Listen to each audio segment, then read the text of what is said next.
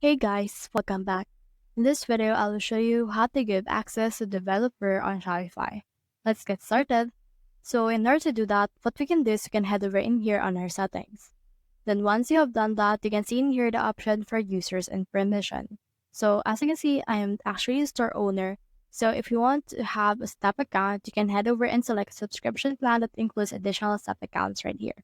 So when you click on this compare plans, you should be able to see all the plans that you can choose from that can actually give you step accounts. So this one is for solo entrepreneurs and you don't have a step account.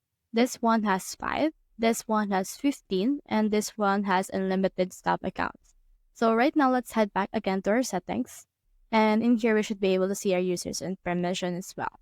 So in here, you can also add in here a POS app only step.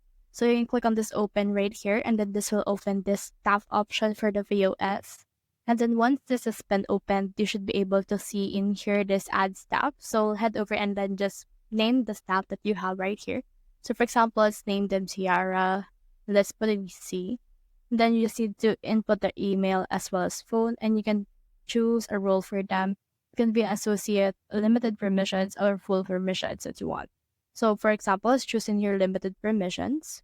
And in here, you can generate a pin that will help them access your store.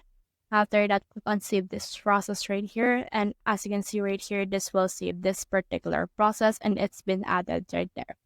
So that's the whole process. If you have found this video helpful, simply leave a like, below, or subscribe, and it helps reach more people.